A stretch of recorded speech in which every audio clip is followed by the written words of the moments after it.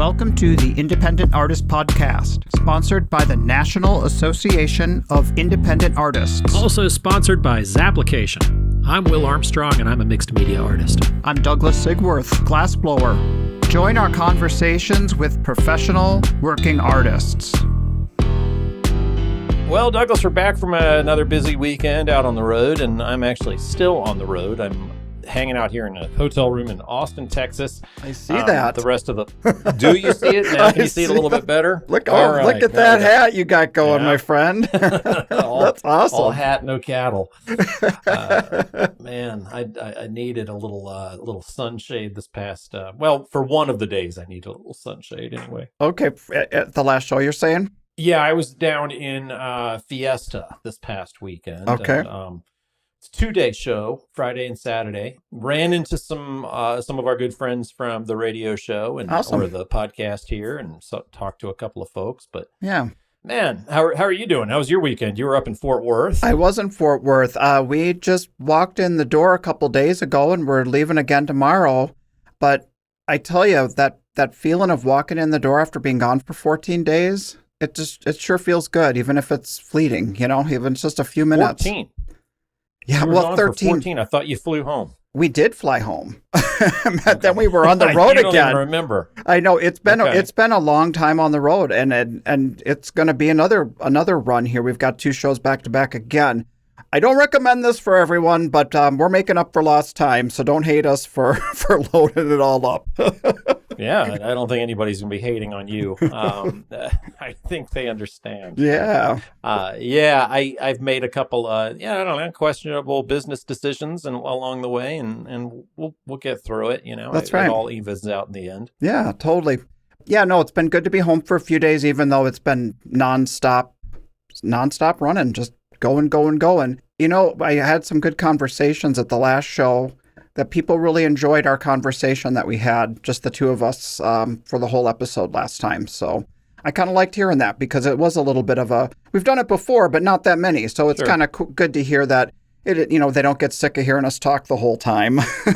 Well, when we change it up a little bit, it's good to get the input, and you can always post input on the Facebook page or send us a private message or come talk to us at a show. I did talk to Reiko, which was cool. Nice. She says hello, sends her best. She was down in Fiesta in San Antonio as well. Mm-hmm. Man, nothing. It's funny because this is what I was talking to her about, and I was talking. My wife was showing at that show as well, and cool. We were down there and had some time to kill, and we're talking. I think we can read between the lines on that one, unfortunately. Yeah. I'm sorry, man. I'm sorry to hear that. All right. There was a lot of rain, on. It was just a 2-day show. It's a sweet show. And if it works for you, then there's nothing easier and more friendly. Some of these shows that we do, they make us feel good about what we do for a living. And this is one of them. Yeah. I couldn't think more highly of Barbara Hill and the show that she puts on down there for Fiesta. I agree.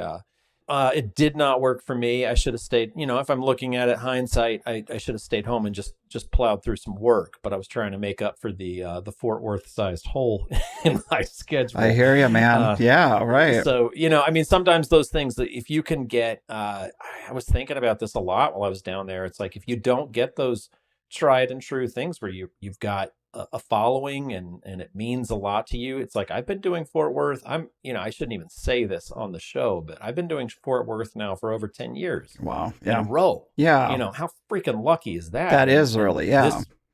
Yeah. And this year, not just getting a double rejection on it with both bodies of work that I kicked them. It's like you establish these relationships and you establish these families that come and see you, and I had folks that were like, "Hey, we going to dinner?" And this is customers are like, "We going to dinner again? They want to take you to his club." I went to this club with him one time, like a dinner dining club, not a club, but I went out with him and his wife. I mean, it's just it's like you get, if you don't, you've been going to a show for so many different years, you almost end up with this weird. It's not FOMO as much as it is grief. Absolutely. Like, well, there was another kind of another flip to that is, some people who've been trying to do shows of that, let's say a show that really works for a lot of people, and we aspire to it being the thing we get into. And then they get in there like, I've got my golden ticket. And then it doesn't like work out for them. And they're like, geez, oh my God, what's going on here? And so, I mean, there's that other side. Yeah. Carrot for so long. And it's like, well, I mean, the first year I did it, I didn't, well, no, I crushed it then too. I don't know. It was your town. It was your town. Yeah. Yeah, it is, you know, and I had so many different messages from so many different clients over the weekend. We're like, where are you? And I'm like, dude, I don't know what to tell you. Yeah, you know, It's like, I don't want to say it didn't work out with my schedule, you know, my classic line. I'm like, I got the big fat no, and it was heartbreaking to me. But, you know, weep for me, Argentina. I've been in for 10 years. Right. So yeah. Right. So time to stretch their legs, and they wanted to see other people, Douglas. They did. That's what I got. they wanted to see other people. But, I think it's not you. It's not you. It's them, right? No, I unfortunately think it's me. Take a deep dark look in the mirror there. I'll see what I can do with my application to make myself irresistible. I'm going to look so pretty next year, Douglas. I'm going to try to put my prettiest self forward and dress up pretty for my app next year and see what it takes. See what happens. Yeah. Somebody was asking me, like, why aren't you? I mean, the worst part is like my like, you ever see that scene in the Terminator where it's, you know, years ago, and it's like going through the different responses. Somebody comes up to him, and it's like you can see from Terminator's view, and it's like the different responses. And when people come up to me, it's like, how come you're not in Fort Worth this year? And it's like, it just flashes red. Like, fuck you, asshole. Just can't. Still raw, still hurts. Oh, it does, man. I mean, it's funny that you do these shows. It doesn't matter if it's, you know, one of your personal favorites, and you don't get to go. It's just like you got this grief. Like I said, keep saying. Yeah. Anyway, how did you guys deal? How was the weather this year? So the weather wasn't too bad until Sunday. Sunday was, and it wasn't. None of it was super stormy, which is sometimes the big challenge with doing that show. It was just cold, and it was, you know, light rain, and it kept the numbers away on Sunday. But I hope they came the other days. I mean, I know that was all across the board what I heard from people, their reactions to the show. You know, it's what it is. It's a show. It's a great show. Yeah. And, you know, all shows are shows, you know. Sometimes it works really well for you and sometimes it doesn't. But it's my personal favorite. So if they call me next year and they're like, well, we want you to, you're invited, but you got to wear this narwhal onesie and do this. I'm like... With the taps. I like the taps. You always you come back to that one. Get the taps on the shoes. Taps on my toes and get going. Yeah. Get rhythm. All right. I guess the big thing the takeaway that I wanted to point out about this weekend was it was the first round of the Radtke's farewell tour. And it was just so sweet. I mean, those guys have been around forever. And, you know, everyone calls them Road Mom and Road Pa, and they're doing 2 shows this year, and then they're hanging up their hats. So there was a lot of goodbye weeping and selfies, and just really, I just want to send out a big congratulations to those guys, because they do such amazing work, and I'm just so happy to have them in my friendship family artist group. Incredible people. I ran into met them at Coconut Grove for the first time, and I was kind of new-ish and was taking an elevator, and I bought myself a bottle of rum that I was going to try to share with some folks, see if I could run into some friends, and I recognized them from the road. So I was the proverbial chum with a bottle of rum, and we wound up drinking all night. So that was a great memory, and we've had so many. I've told the story about. Have I told the story about doing a T-shirt for Des Moines, doing the poster and the T-shirt? Related to the Radtke's? Yeah. Oh no, I don't know this. No. Okay, so I did the poster and the T-shirt, the promo stuff for Des Moines Arts Festival, one of my very favorites. Another one of my very favorites there, and I had done the promo stuff for them, and they're coming around with the T-shirts, and she was standing there, and we've called her, like you just mentioned, we call her Road Mom, right? And I introduced her as my road mom, and they misunderstood me, and they're like, where's the t-shirt for Mom? Oh, there you go. And they're like, your mom is here? Absolutely. And they ran off to get her a t-shirt. It was like I feel like it was like the only one I'd seen with that design on it was like with my image and like this really cool, like pinkish mauve color long sleeve t-shirt in the size that she wanted. Okay. So they ran off to get her one. Like, would you want one for your dad too? And I was like, my dad. I was like, that's not my dad. That's my stepdad. Like I called Steve my road stepdad and my road mom. So anyway, it was just a big joke when we told him what was going on. They're like, oh no, you can still have it.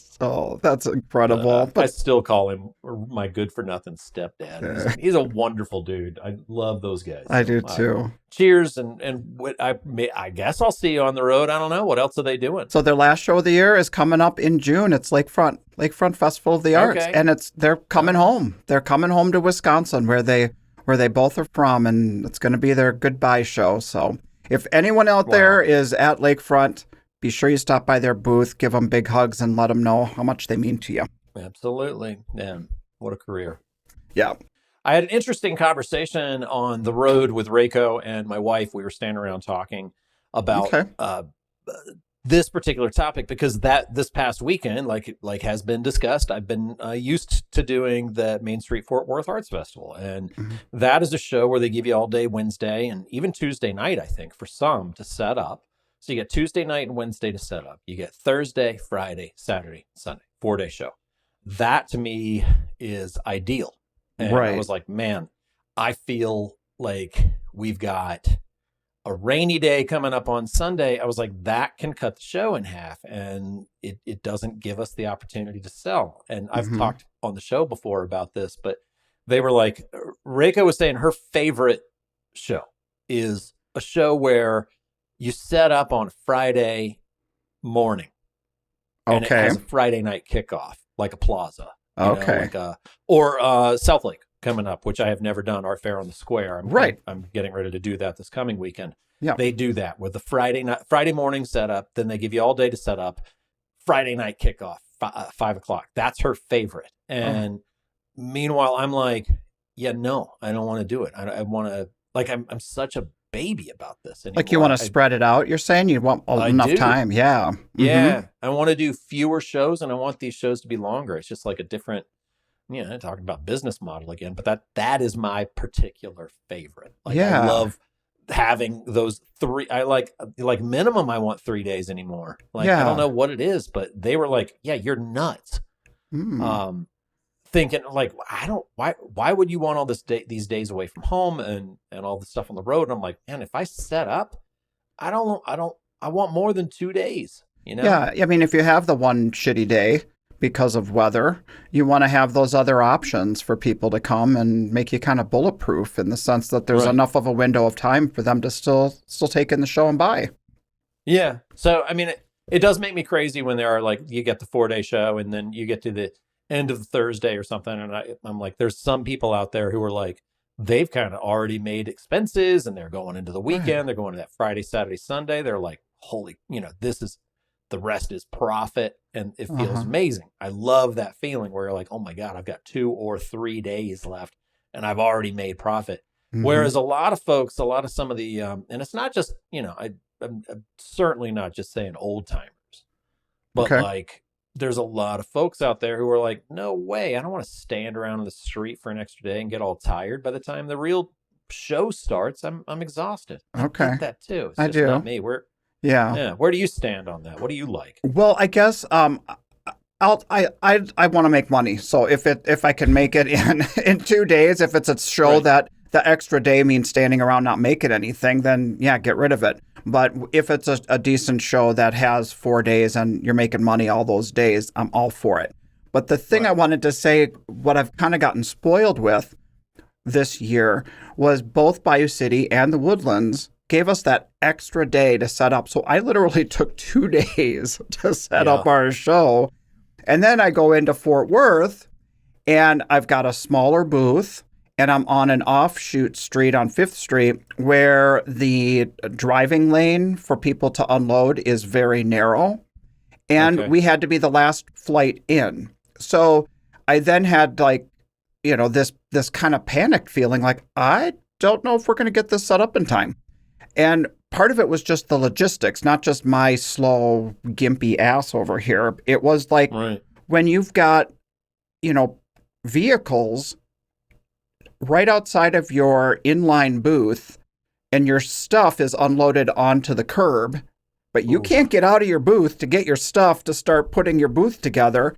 I mean, I don't blame the artist who's got their vehicle there because that's just the logistics of that row. And, they have to unload too. So it just made it a little bit challenging. We made it work. It was fine. But that was something that was a little bit of a challenge for me this past weekend. Yeah. Yeah, that's a lot. And those streets do get narrow. And at least you get a little room at the end of the block so you can do some finagling. But you guys had to do it in one day. So yeah, it was interesting to get together with some folks and talk to them. Had a good time. And like I said, it's a sweet show. And again, and I'm certainly not bad mouthing the show because I had a bad weekend. It's just not really the big originals market for me.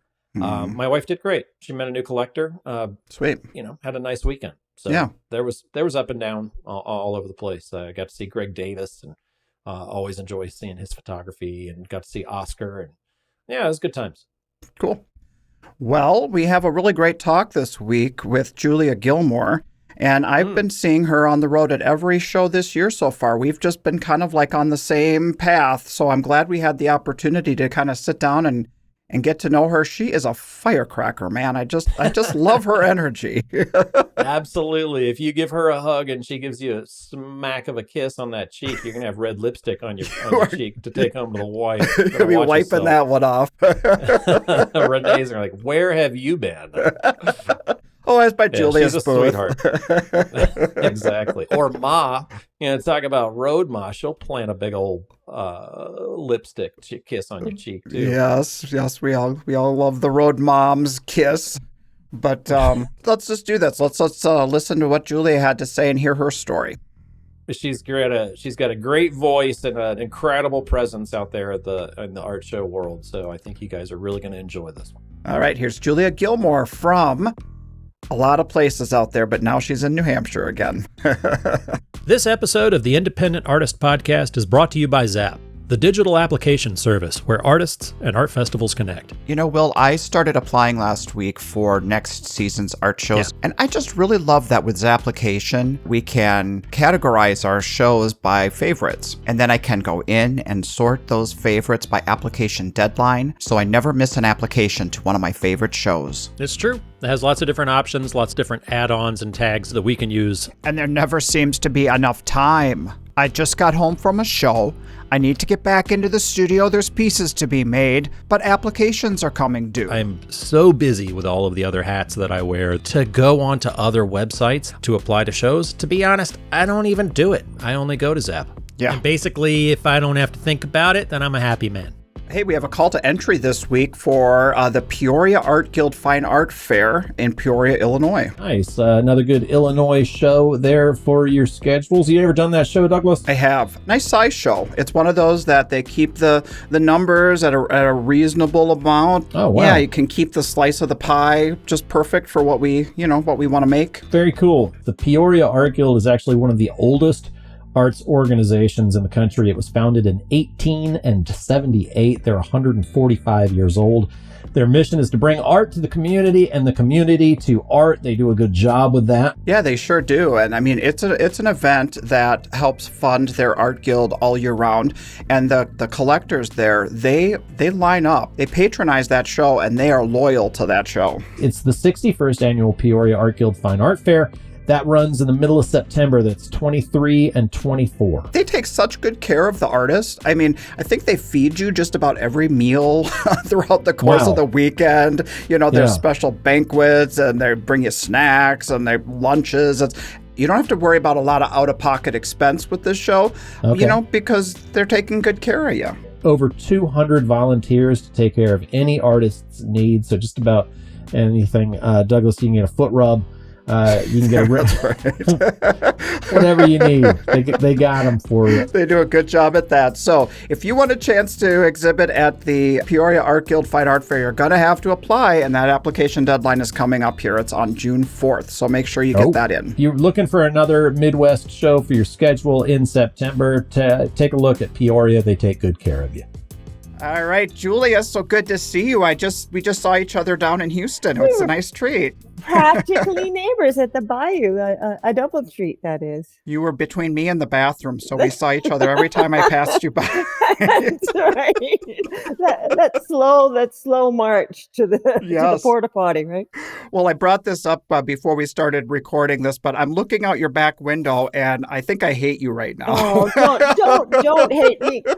I know, I love you. Instead of hating me, come and visit. My God. I have an open door policy. I would love you and Renee to come and visit anytime. You'll love it. That back view is insane. Tell me about it. What's going on here? I am in New Hampshire and right in the middle of the White Mountains on the northern side of the Presidential Peaks. So outside my studio, outside my entire house is a view of the mountains, which drives me crazy because as beautiful as it is, the two things I love to do in life are paint and mountaineer. And so on beautiful sunny days, I'm out of the studio, right? It's like I'm right. out. You're like, I love painting, but right now I like mountains more. Sorry. So Douglas, all of my collectors that are waiting for custom pieces are praying for rain in the White Mountains, right? So I don't go hiking. Gorgeous. So you grew up in New Hampshire, right? And I did. And they're back now. You're made kind of full circle. I did come full circle. I grew up until I was about 9, and my dad hauled us all to 400 miles north of Montreal. He was in the pulp and paper business, and then I'm the baby of the family, and everyone filtered back to the U.S. I have dual citizenship, and about 5 years ago, I had a need to come back to my country of origin, and being self-employed, could live and build a house anywhere. Right. I had 1,000,001 options, and then finally said, what am I thinking? I love the mountains. This is home. So about 5 years ago, I purchased about 4 acres of land and built a very open concept, echoey house, you might notice. Thank you for that, by the way. I'll be working on your audio engineering. Guys, I'll get that right out in the open. I'm not living in a church, Douglas. Well, it's gorgeous. It's beautiful. Thank you. That's awesome. It is a pretty sweet spot, and it's quite remote and close enough to get on the highway and on the roads to head off to art shows. So it's a good spot. So not too remote, not like, No, not too bad. I'm not on like 50 acres in the middle of, the boreal forest or anything. Yeah, well, our internet signal seems pretty strong, so you're not too much in the boonies. It's pretty miraculous. When I first moved here, there was no internet. And I'm like, how can a guy run a business here? That's insane. Exactly. People would find me parked at McDonald's, and I had to put out a disclaimer. I don't touch the food. I'm there for the Wi-Fi. For the Wi-Fi. The girls in there, after all my images, important, right? I don't eat that shit. Right. Well, it's iconic. I mean, that's what your work is. It's like that kind of iconic imagery that we think of over the last several decades. Exactly. It's just stuff that hits a nerve in terms of memory and kind of a gut visceral nod to the past. Mm-hmm. Like I think of like the marketing idea. I mean, you've got images of Wonder Bread and Spam and Wrigley's gum, things that like when we were kids. And it's just that it never ceases to amaze me at a show. Someone will say, "Oh my God, look at that painting. Remember when popsicles were two pieces that you break them with, right?" Like, it's incredible what these, as you say, iconic images hit people right at a gut punch. Really, it's amazing, and everybody has a connection to these images because they were everywhere at one point, and that's pretty much how I see the world. There's cool, fabulous beauty everywhere. Just even mostly in everyday stuff. I mean, look at where I live. I don't do landscapes. I don't need to. Landscapes can do themselves, right? But Right. to honor a can of cocktail wieners, now that is taking that's a whole There you go. another level. What made you want to start into that? What was kind of the impetus behind it? Well, it was kind of an interesting story. I went to art school in Montreal because I was still in Canada at the time and Okay. studied art. I have my bachelor's in fine art, and at the time, there was no such thing as representational work. If you weren't an Mm. abstract artist, you couldn't go to school. You were out. You were just like so passé, right? Okay. Yeah. And so at the time, I was doing great, big, huge abstracts. And after graduating from university and college, I kind of got just, I'm a very social person. One of these human beings with Anyone who knows you will you- agree on that point. To a fault, maybe, right? Yep, you got me. You know me well. Julia, get back in your booth and stop talking to neighbors. And at the time, Douglas, after graduating, seemed like the only direction to go at that point, particularly in Canada, was to, mount an exhibition, work a year in your studio, do a gallery show, and only really get to meet people at the opening and only have that one-on-one with a potential collector that way. And it really did Sure. not feed both sides of my personality. I mean, as much as I love the solitude and of creating in the studio, if I don't get out on the road and do art shows, I go insane because that dual, it feeds both parts of my personality. At the time, I didn't know that, so I kind of abandoned my career after not too long after graduating, and started a band because that was more of an immediate kind of thing that was, you had an audience. Right. I Okay, didn't so know art. that you could do art shows. I didn't know anything about that whole circuit whatsoever. It didn't So is that a purely American thing? I mean, is Uh, that not something as common in Canada? pretty darn much. Yeah, there's maybe one well-known outdoor art festival in Toronto, and that's pretty much it. It's nothing like this, here in the US. Yeah. Okay, so art came first, but then this band thing kind of snuck in there, right? That kind of ignited that audience, that performer quality in you. Totally. Always a need for expression, but this was a way of expressing myself creatively that had some feedback and some immediacy to it, rather than being okay. You work for 6 months to a year to mount an solo exhibition. It's like, boy, that's a lot of quiet time, quiet studio time, and And that's a lot of emotional ups and downs with the whole process. Like, are they going to like it? Are they not going to like it? And you kind of just get out there with it in kind of what we do now. Exactly, and there was none of that kind of back and forth engagement with the audiences that we have now doing art shows. So I abandoned that and started this crazy kind of. It was an art school band kind of combo. It was a 3-piece band with a guitar player who I knew from art school, and we were working in a theater, just bartending to make ends meet while we were going to school, and met a guy who was a tap dancer. So we said, okay, you're the drummer, because if you can do that with your feet, you can do it with your hands. So yeah, he becomes the percussionist. he was a percussionist, right? And I had studied piano long way back when, so I was the keyboard player, kind of a little bit like the Doors, not sound wise, but lineup wise, because we didn't have a bass player. I played all of the bass lines on this old Yamaha YC10, and the cheesy, eerie fills with the right hand that were kind of crossed between, well, we loved the B-52s at the time, but we were a little bit more like the Cramps and maybe, Nick Cave and the Lounge Lizards, which were really kind of cool underground New York. So kind of a punk flavor, yeah? Definitely. Punk, new wave-ish, really a lot of freeform stuff.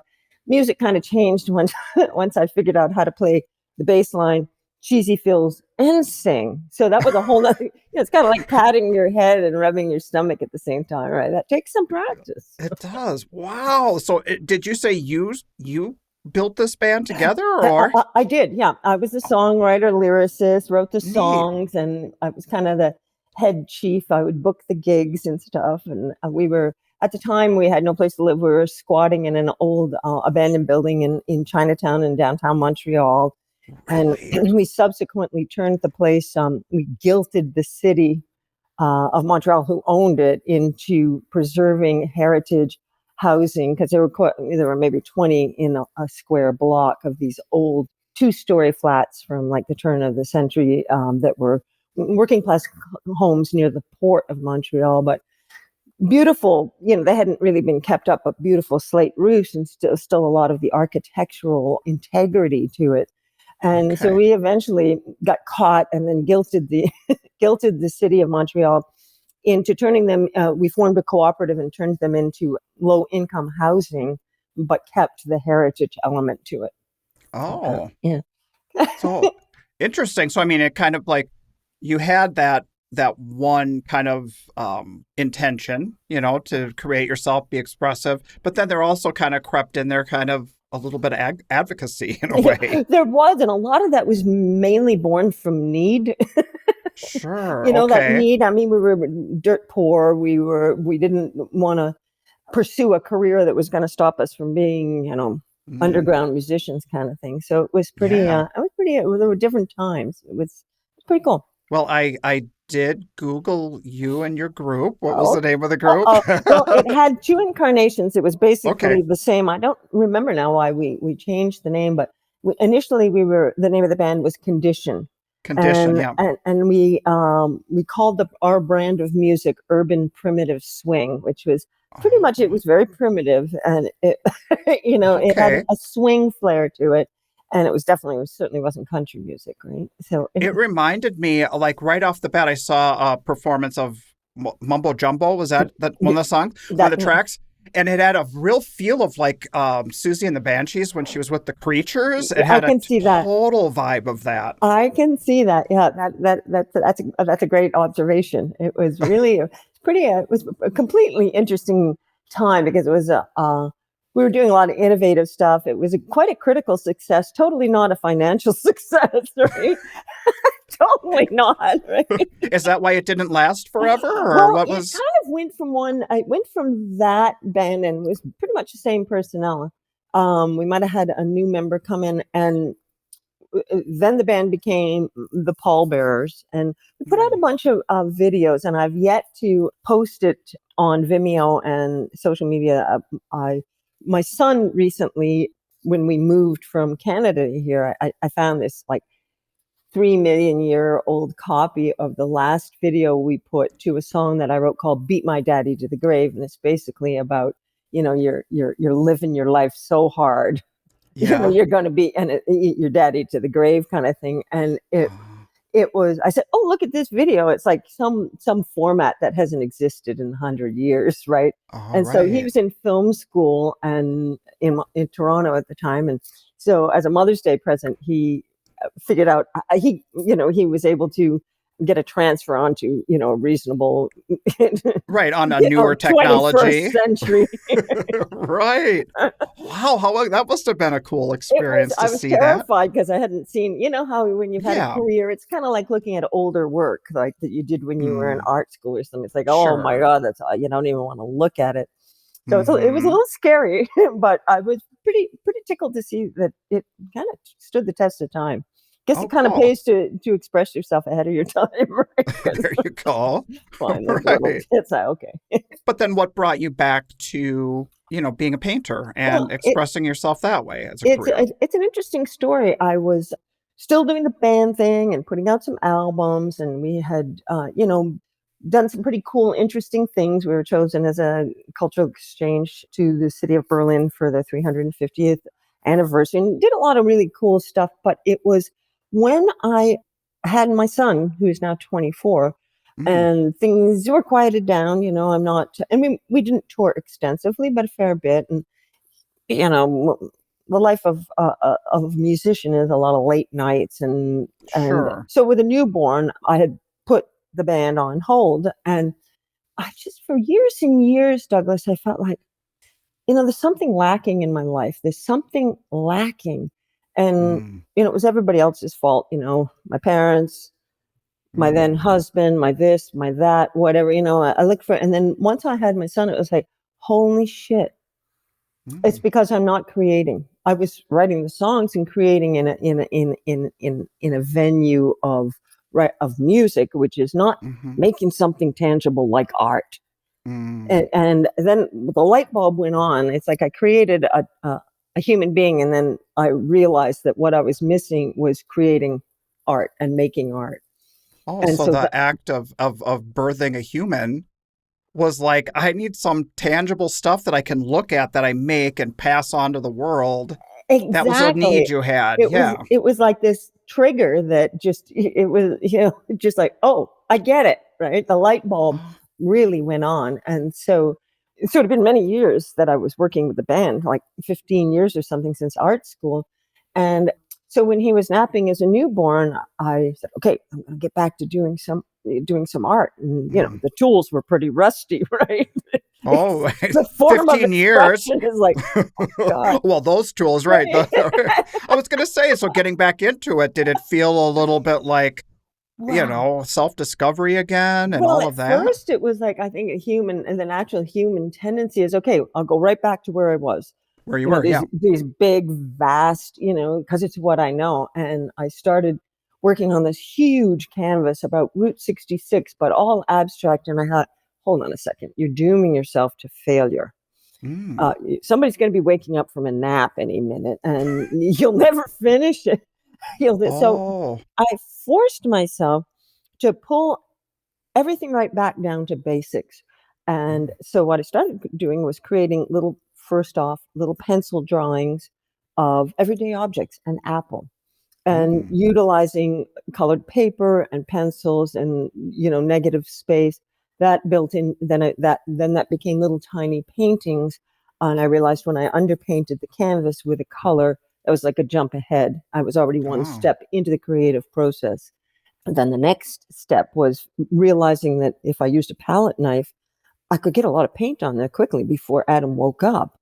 And so it's interesting to me that what was a need to create in a short period of time, because my newborn was napping, is basically what is the style I've created that I'm known for, which is basically large, colorful palette knife paintings of everyday objects on an underpainted canvas. So you don't use brushes? I don't use brushes, no. It's all knife work. So the palette knife was like, I can rinse this off and go. I don't have to sit and rinse all my brushes. I wipe it on a piece of cloth. I don't have to exactly. That was another. It was all about being a time saver. I mean, is that kind of thought process kind of followed you throughout your career in other aspects too? Saving time on things? No, I'm a big time waster. Oh, no. No, but I mean like thinking about how can I boil it down to the kind of the simplest steps for myself, or is that a theme, or was it just in that aspect of a newborn? I think it was just in that venue, and where where that went. And I think that was a larger function of that was my incredible thirst to be creating again. That I would do anything, anyway, figure anything out to be doing that. So I guess what I come up from talking to you is I get that what you're saying, that thirst for the creativity, but there's something that's very fast about you. There's something that it's like a very rapid fire kind of like inspiration, like a firecracker. And I can see that you're like that in that sense, That's a great observation, and I take that as a compliment. It is a compliment. Oh no, I mean it because it's extremely like enthusiastic, and it's charged, it's energetic, it's happy, it's bright, and that is really the person I am, and that's why somehow something connected on that level at that point, that maybe because I had no time to think about it, my intuition just hit hard on how to create this. And to be honest with you, Douglas, I don't agonize over my art. It comes really easily. Yeah, I mean, that's really being connected to that. Carolyn Mace talks about it being like living on the vertical, where you are just like on this upward trajectory, where it's like you don't sit and not saying you, but people who would maybe hem and haw about something, they can't make a decision, they're not sure if it's right. It's like your gut tells you, and you are trained to react to it. Just go with it. I think, Douglas, I firmly believe that as human beings, we're taught, okay, if you want it to be good, if you want to be successful, you've got to work really, really, really, really, really hard. And it's going to be very, very difficult for you to achieve that. I personally believe that's very, very, very wrong. Okay. On the contrary, we should be doing whatever it be, being a chef, being an accountant. You should be doing what comes easily to you, because that's the message. You're the conduit. It's there. And naturally. Yeah. Right. So fortunately, I had that experience with giving birth to my son and needing to create, I think it just all kind of came together. So like the subject of your work, it's like, okay, I want to paint the Lone Ranger. You don't like sit and hem and haw about, is someone going to like the Lone Ranger? Should I do the Lone Ranger? Is it going to hit? You're like, you feel it in here. And I feel there's sometimes, I usually put together, 89% of my work now is custom work, but I still hold back enough for myself to put together 4 or 5 times a year, a new collection, a new body of work that kind of works together. And truthfully, it's often theme oriented, like a Texas theme, or if I'm going to do the Florida shows, it's kind of like doing the Macy's Day Parade or something, kind of like a theme, right? Yeah. Put a bunch of ideas together, and I think, oh, that's really cool. And sometimes, particularly with the Lone Ranger, I thought, oh boy, in the times we're in right now, a man standing there holding guns at you might not sell, right?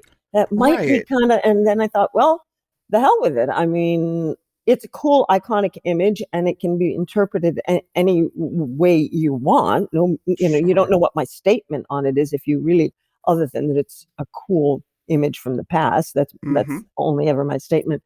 And I worried about dragging the Lone Ranger around with me because I had just finished him at the Bayou show we were together at. And I thought, oh boy, that Lone Ranger might be with me for a long time. And Payho Silver, Bob's your uncle.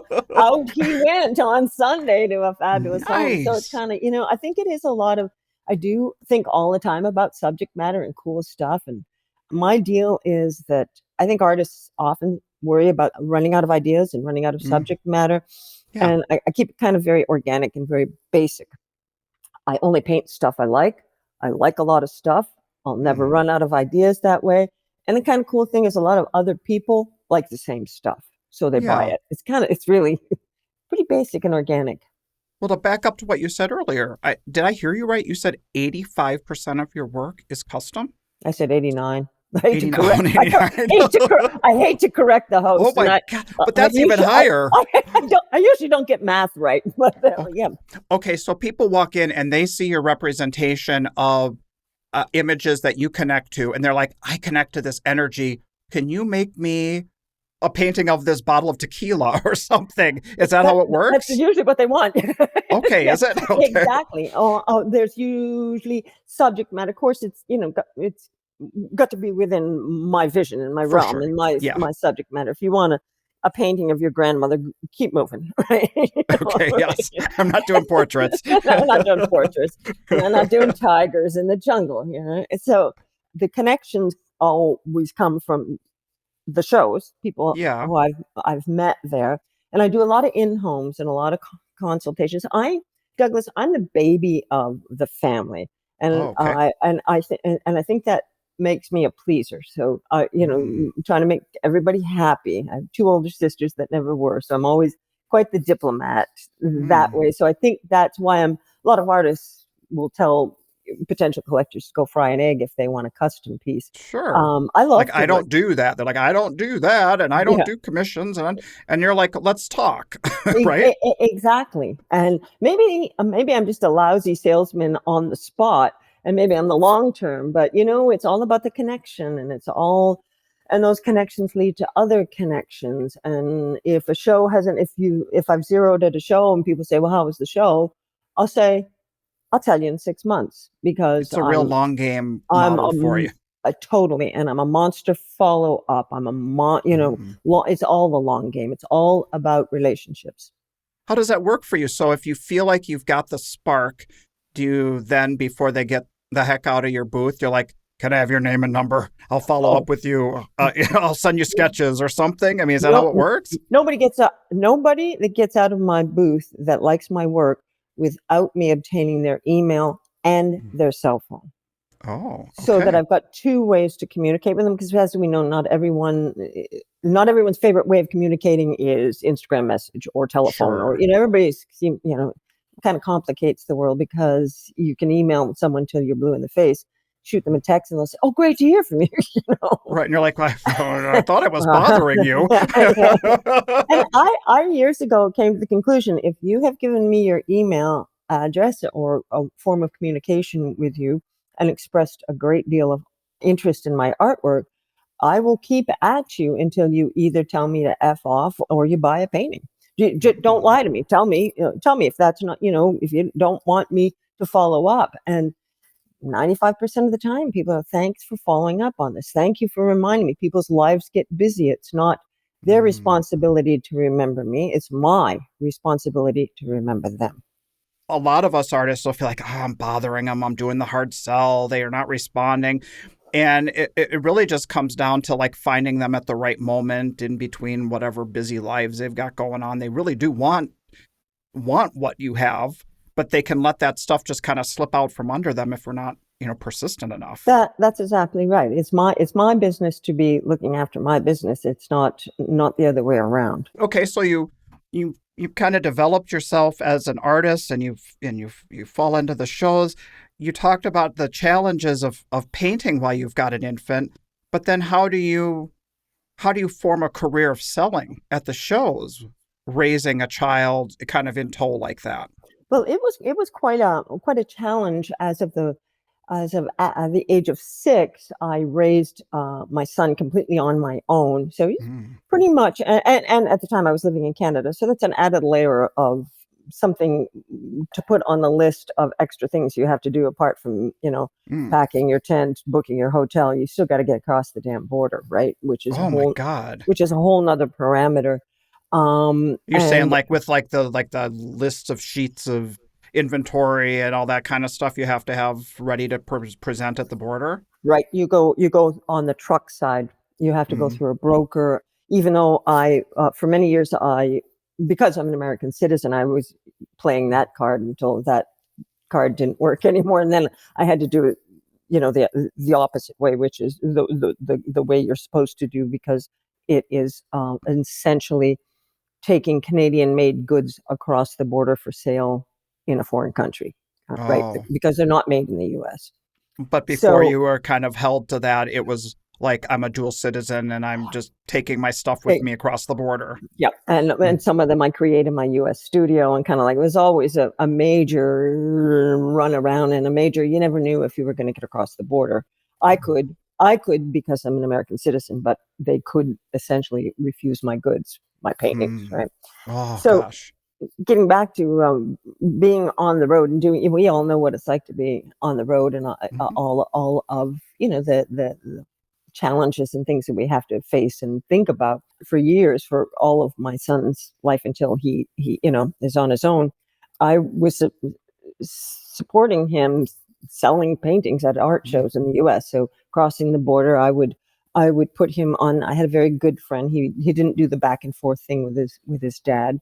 His dad was a musician and not really there for him. So I had a really good friend from yoga class that I would put Adam on the bus, say on Thursday morning, drive to Philadelphia, 600 miles, set up at Rittenhouse Square, do the 3-day show, and she would pick him up on the bus Thursday afternoon, do the 3-day show, and drive halfway back Sunday night, so that after teardown, then drive the rest of the way from like from Rochester to Canada, so that I could be there to pick him up on the bus after. So it was a major juggling act. That's exhausting. I mean, it was, oh, geez. And I mean, but the dedication to your work and to being a good mom, but then to keep at that. I mean, some people might just become a waitress, or you know what I mean, or do something more at home or something like that. I'm very stubborn. I'm also basically unemployable because I can't get anywhere on time. So Isn't that why most of us are art fair artists? Because we're just downright unemployable in any other setting. Exactly. Which reminds me, Douglas, would Yeah. you mind opening my booth at the Woodlands this weekend? Okay. If I'm late. If you're late. If I'm late. That's hilarious. So yeah, but I do know that. I mean, that must have been when he was young, because he became a staple on the road. I mean, people knew you and Adam. People, Yeah, I know. He's like, you were like, you he know, was like great, your Adam's sidekick. here. He was my sidekick, and it's a pretty darn cool thing to note, Douglas, that yes, you can grow up a secure human being as a roadshow kid, right, on the art show circuit. He, when he was little, when he started, he was really, kind of an insecure kid that didn't know anybody, didn't talk to anybody, was very shy. And to this day, he'll go anywhere, and he's very, the manners and the ability to talk to anyone. And you don't know who your neighbor's going to be at a show, and how to get along with human beings that you'll never see again, potentially. And you have to work together. And it was pretty cool over the years what I saw it did for his personality and the really cool person he has become. Oh my God, that's so cool. I mean, we get to be who we are, and our kids can grow up healthy and, self-actualized, and they can become their own creative forces themselves by your example.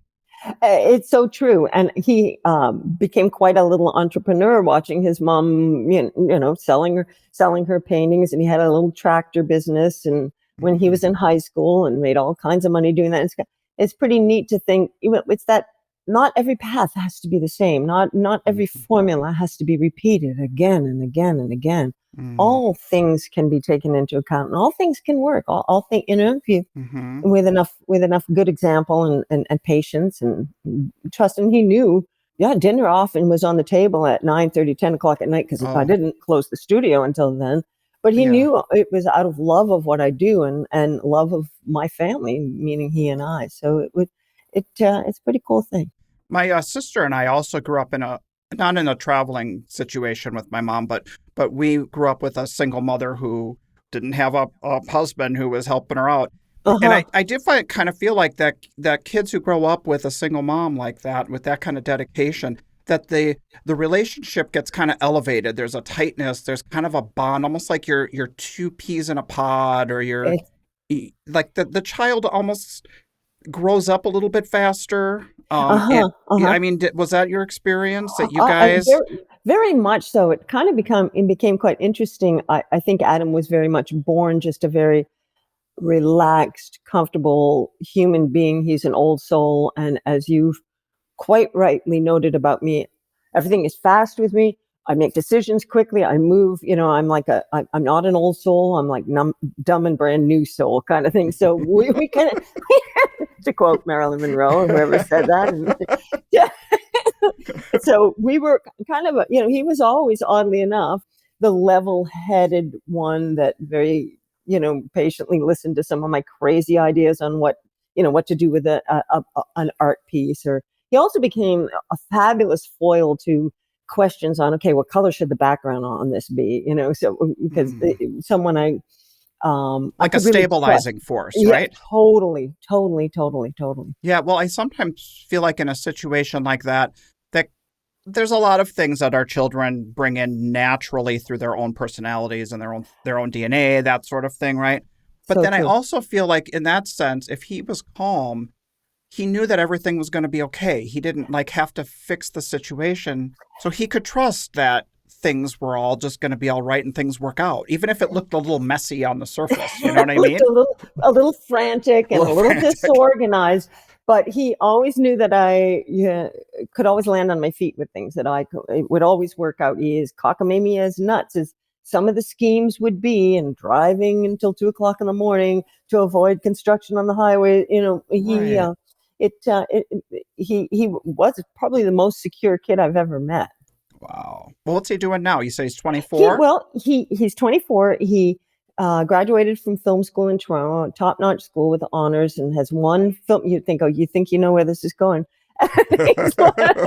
And won awards for short documentaries in the New Hampshire Film Festival. Well, he announced that, and he said, "Mom, I knew that we in our family, we get a post-secondary education, and now I've done that, and now I'm going to do what I've wanted to do since I was 2 and be a trained engineer. And that's, Really? Did that and knock you over with a feather or what? well, didn't surprise me at all because it's all he's ever talked about. And so he's now working for a railroad in New Hampshire, and he's basically running everything. He's engineering, conducting, doing track work, you name it.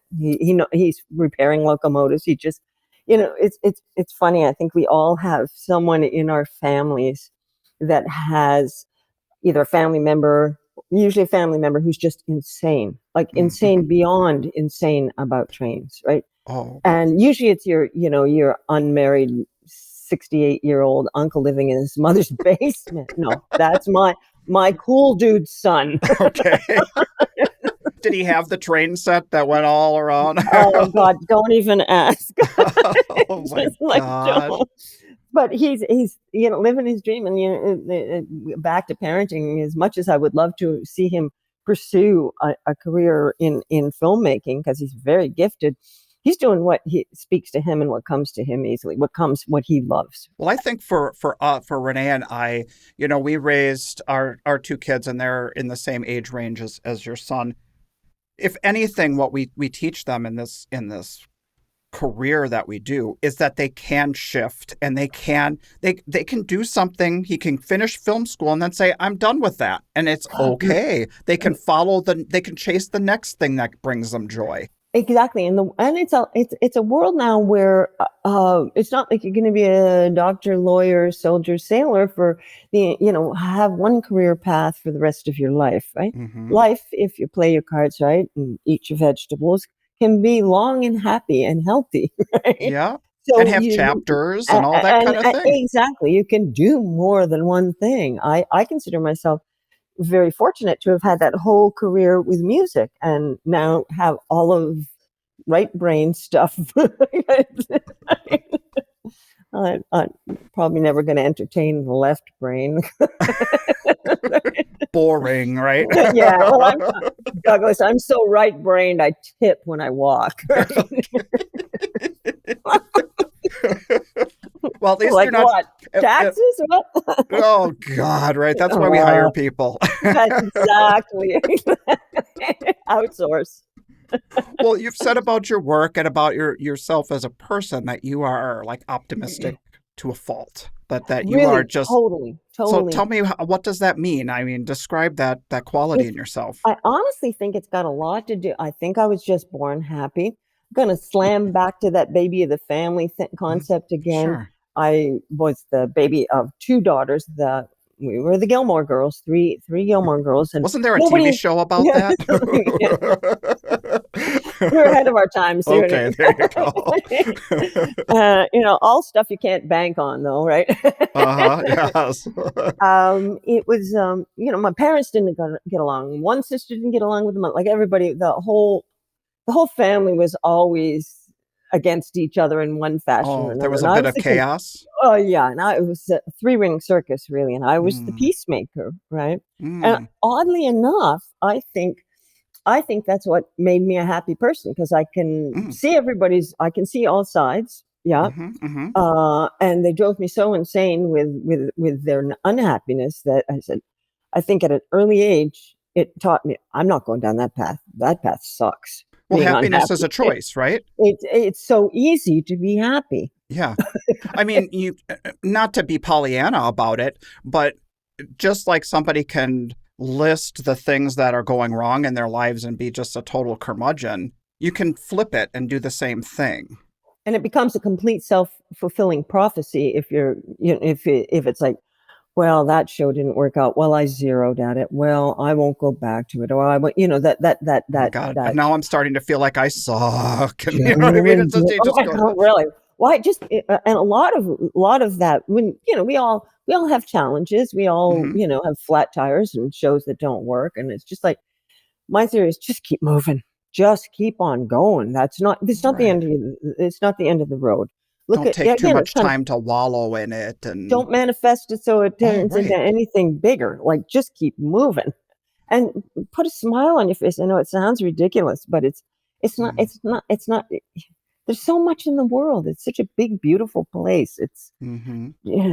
Well, it sounds to me, I mean, I can relate, and I don't mean to put words in your mouth, but when you're in a young family life as a kid and you feel like things are chaotic or you're walking on eggshells, there are two things that come out of it. You get the hypervigilant pleaser, you get that, which has served you with your collectors and served you in so many ways. But then you can also be the one with the positive attitude that can be like, to survive, you have to be positive or it's going to take you down and down fast. Exactly. It's your worst enemy, right? I take it a step further. I don't, as crazy as this sounds, people are always talking about all the bad in the world. There's no such thing as bad.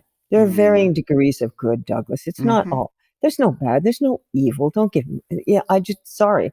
This is the way I see things. And I also believe that no situation is hopeless.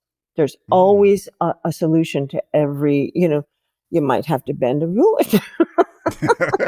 Rules are guidelines, right? Like parking behind your booth, Yeah. But, okay, yeah. but I know all the artists out there that might be listen to this and say, "Oh yeah, that Julia again." That damn Julia. But seriously, I've had enough points in my life with all careers, with everything I've done, where it's like, okay, this is the end. We're screwed here. And there's always, if you just give it enough belief and time to think about there's always another route. I think if anything, what I learned in art school, Douglas, was how to think creatively. And that's what that is. Oh, so it wasn't necessarily about designs. I mean, that was important, but it was like a model for how to be, how to think.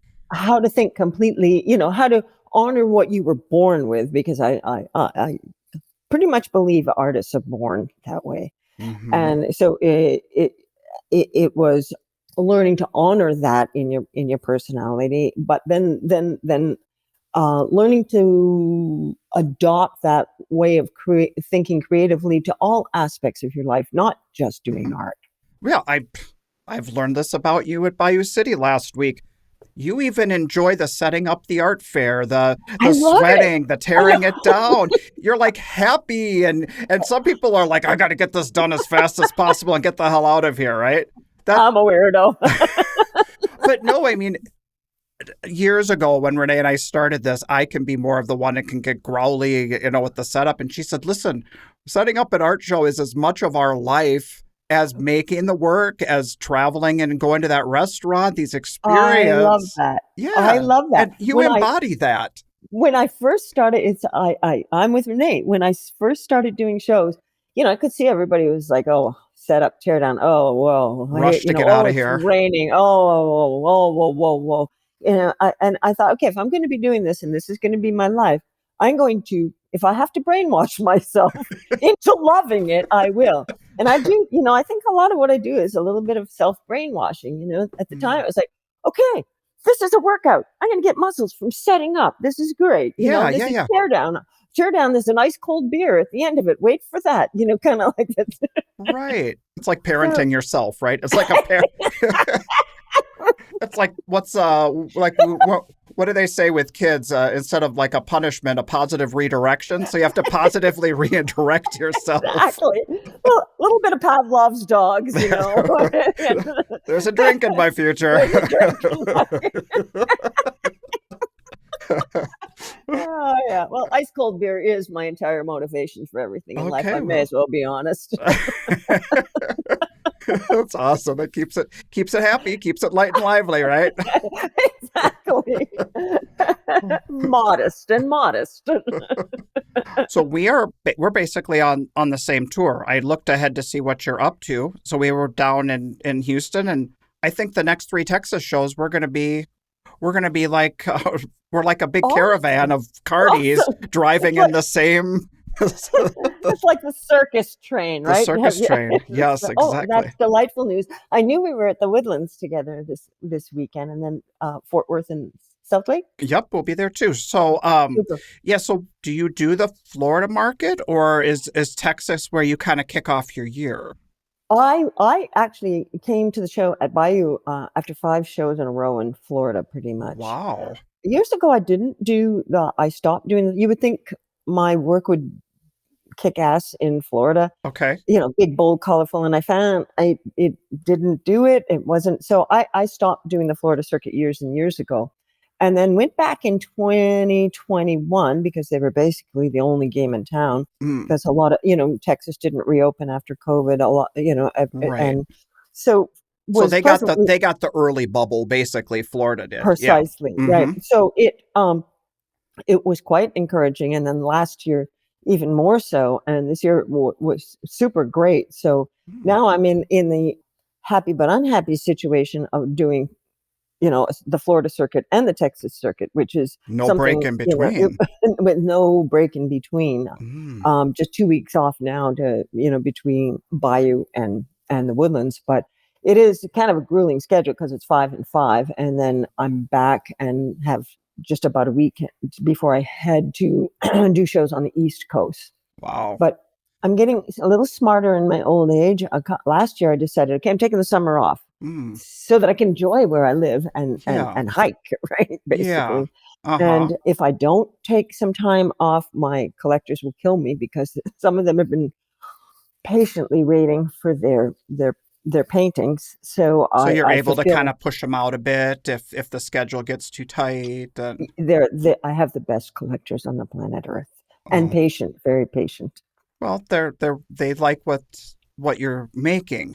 Our collectors do know us. They do know, that we are one of a kind, original, what we do, who we are, what we make, and uh, they're not looking for cookie cutter factory made type things. So there is no timeline in Exactly. that regards. Exactly.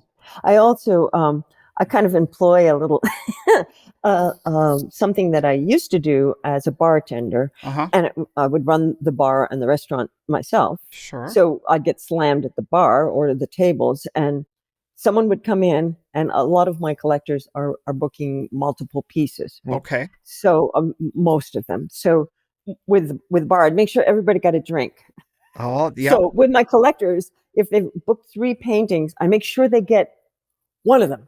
Then I move on to the Mm, next person. I've got kind of like, right. I'm like, I'm making sure that everybody again is happy, They're not sitting there not looking. Yeah, not not sitting there complain, but looking at their watch like I haven't had a drink. If you get yeah, them that first drink and then they can yeah. just settle in, right? So you get And them then that first painting, they settle in and they know the rest is coming and they're fine. and they're fine, and then they've got that to enjoy, and then I circle back to them for the second one, and then it's kind of it kind of an interesting little dance that I do, but we all know that feeling of sitting at a bar and not getting served, Oh, and I've worked in fine dining and yeah, bartending and and waiting, just and it's a total.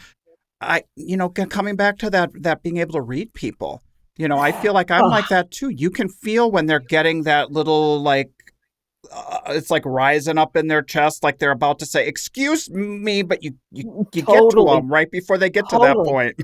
totally. And don't we get to be incredible reads of human beings in the art show circuit? Yeah. Well, I I think mean that. a lot of it for me was my upbringing and just wanting to make sure there was no chaos and nobody was going to get upset because then Same. I could kind of keep things level, but it has really served me in this industry. So true. So true. Same with me. That, and having worked in the in the service industry, and not being afraid to talk to anybody, and everybody is valuable. Everybody, it's that human connection, Mm, and the connection with the collectors that become long-term friends. That, mm. again, that long game thing. I may never retire from doing the shows because I love all of that aspect of it so much. Would you say that you form friendships with collectors that are long lasting and stuff? Like you go to stay at their houses and form Stay at their friendships? houses, they, dinner parties. I have a very excellent collector in Disney World that had hired me a couple of years ago. They have some of my work in their New Jersey home, Mm, and they were building this big, really gorgeous contemporary home in Disney World, and hired me to do companion painting for their original Warhol. And I thought, okay, no pressure here. Yeah, right.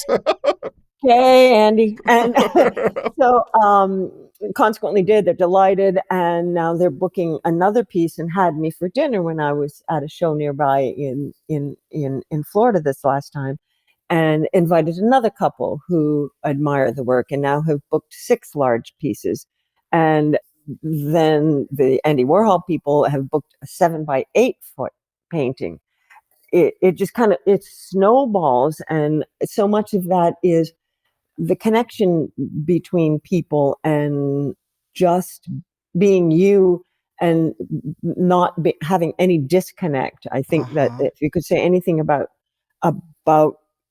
my artwork and me, there's no disconnect. My art is me. I am my art. It's honest statement. It's straightforward. That's what I am. It's happy. It's no artifice, no hidden agenda. And so when someone likes your art like that, then they're going to be bound to like the person. Yeah. And so that just enhances and adds to it. And I'm now working on this crazy, wacky idea of, I have a couple of custom pieces booked, very large pieces. Most of our people have multiple homes. And so some of these pieces need to be, I've decided, created in their space. So I've got a couple of different things going on where I'm going into collectors' homes while they're not there and getting a vacation on the ocean and creating them a 5 foot by 5 foot lobster painting. Like, yeah, getting the vibe and feeling it, and then getting a vacation on the side, of course. Well, to me, like, you were saying that, and I didn't even realize what I was thinking. I'm like, you sound like a rock star. And I'm like, well, wait a minute. She was a rock star.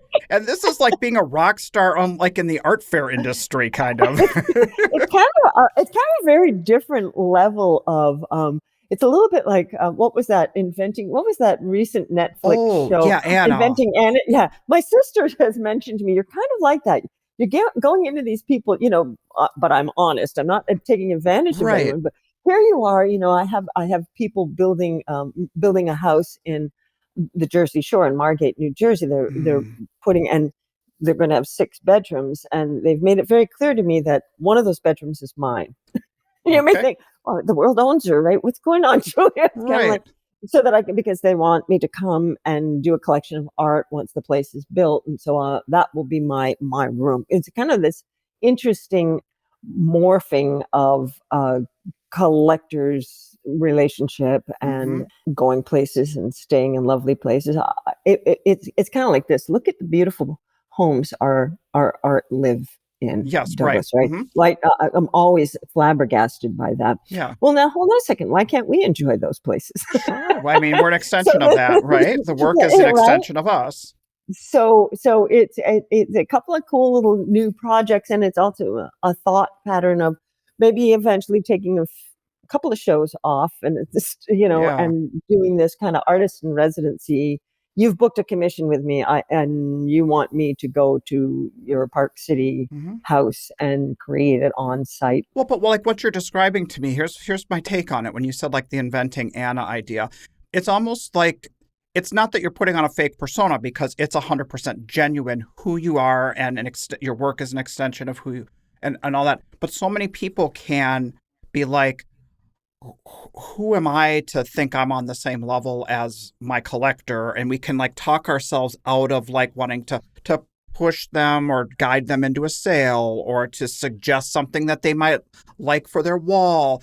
You step into that role and you are like 100% confident in who you are and what you create. It's like, I can do this and I can do that for you. And they fall in love with that. Absolutely. And really, when you get right down to it, your collectors. Who wouldn't want you to create a piece in their space, right? To go, I mean, like, for them, how crazy is that? And it's almost like they fall in love with the piece that they get to live with. But think about the stories they get to tell people at dinner. Like, they get to tell them about the cool artist who was a singer and part of a band, and get to know you and your story. It's so true. Yeah. And then during all of that time, they introduce you to other people. It's a whole network. Different whole different network. And, this, you are like your collectors. You is a concept that I always apply to showing up at the shows. You see me setting up and you see me at the show. It's a whole different persona in terms of presentation, right? Mhm. What are we doing? What's it called? It's a show. So we should, be approaching the art shows a little bit, maybe as if we're on stage, a little bit as if I am of the same level of you who is the collector, right? Mhm, mhm. And you should be able to represent your work in the way you look. That's I mean, an attractive thing for collectors to not feel a sense of hesitancy in what we're trying to portray. Exactly, and it takes a whole level of social awkwardness out if you can, if it's just straight direct right off the bat. And when you get right down to it, what are we doing as artists anyway?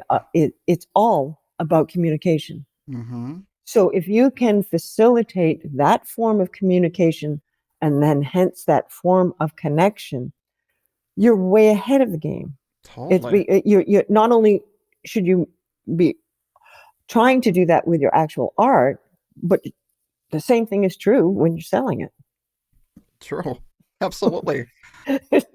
Julia, this has been a great talk. I really enjoyed spending time with you. I really connect with you on this kind of this zest for life, this kind of like, the choice to be on the upward spiral instead of the downward spiral. So. Absolutely. I don't know was it Schlitz beer that said, grab all Augusta or something? Like, just like they're telling me we got one of these, so let's go on it. Why wouldn't you want to just live happy and as full as you possibly can? It's really easy. Yeah, totally. Just have to brainwash yourself. Just have to brainwash it. It's gaslighting. You have to gaslight yourself, but yeah. I'm very happy. I'm very happy. I'm very happy. I'm very happy. Oh, man, this has been a joy. And I think we are going to take you up on that offer. We're going to come visit you out there in the mountains, Julia. Oh, my God. I would love it. I'm here from right after Rittenhouse until the Rittenhouse, and I'm here all summer. Get your asses out here. Okay. I would love that. I would love it so much. That's so sweet. The son moved out about a year ago. I got a sweet spare bedroom with a view of the presidential range. Come on out. Well, this is probably taking us back into the conversation, but was that a hard transition for you, for him to move up and out? I mean, after you spent many years together? It was agony. It was the hardest thing, That is the oddest thing about parenting, Douglas. Mm-hmm. You throw everything, all your love, all your energy, everything you have into raising this human being and giving them all of your best, just so that they fly out of the nest. Just so they leave you. They abandon you. See you later. See you later. No Christmas card, nothing. Right? I'll be back for the holidays. Bye, Mom. Yeah, maybe. Maybe. Well, that's why you have to move to a beautiful place in the mountains, because you want to come back and ski and all that good stuff, right? Exactly right. Yeah, I got the place. You got the place. Julie, this has been awesome, and I will see you in a few days. I can't wait. I look so forward to it. Give Renee a big hug and a kiss until I can give her one myself. Will do. Alrighty. Bye-bye. Take care. Thank you. Bye-bye. Great talk with Julia, Douglas. Thank you, Julia, for sharing your time and your expertise and your wisdom with us. And we really, really enjoyed the talk there. Man, New Hampshire, she's got the opposite end of the country from me. I feel like New Mexico is hard to get to shows. It's like they just ain't nothing up there in the Northeast, is there? Right. But it was a lot harder when she was in Canada. So, you know what? She's in God's country right now, looking over those mountains. So that was a beautiful background she had as we talked on the calls, on the podcast calls. So I really enjoyed our talk. Nice. I did too. We all did. Well, thank you, Julia. We've got lots of fun things, exciting things happening. I've got Camille Marchese coming up next. And I cannot wait to hear that talk. That's going to be awesome. Yeah, it's been a while since we've talked to a director. It's nice to have somebody who has the experience that she's had, as well as a new voice coming to a new show. It's interesting to see these directors take on different opportunities and challenges. So lots of fun things to talk to her about. And that's going to take us. Thanks so much for dealing with the echo as I'm in my hipster hotel in Austin, Texas here with the polished concrete and the John Coltrane posters on the wall. So, man, I'm hipstering out here, Douglas. Yes, you are. Yes, you are. All right. Looking forward. We'll be neighbors again at the next show. I'll see you at South Lake in a couple of days here. So we'll see you down there. Don't count on my help breaking down this time, sir. You just about killed me taking 4 booths down. Yeah, I'm taking 4 down. Nope, I'm in better shape. I was not even walking with a cane as much, so I'm getting stronger. Nice. Getting strong now. I hear the Rocky theme playing in the background here. Well, I tried to call you the other day, and we were talking, and you were holed up in this hotel, and you were like huffing and puffing, and I'm like, I was like, what is going on in the background? You're like, I'm doing my PT. I'm like, well, why are you taking your phone calls while you're doing your PT? Because I wanted a break, for crying out loud. Yeah, I was talking about the Austin motel, and I'm nothing more hipster has happened in Austin, and that's ground zero for lots of hipster activity. But I'm not sure anything more hipster has happened than me walking across the courtyard of this hotel where I am, carrying my mobile podcast studio under my arm. There you go. Yeah. All right, buddy. I'll see you next week. All right. Take care, man. Bye. This podcast is brought to you by the National Association of Independent Artists. The website is naiaartists.org. Also sponsored by Zapplication. That's zapplication.org. And while you're at it, find us on social media and engage in these conversations. Be sure to subscribe to this podcast to be notified when we release new episodes. Oh, and if you like the show, we'd love it if you would give us your 5-star rating and offer up your most creative review on your podcast streaming service. See you next time.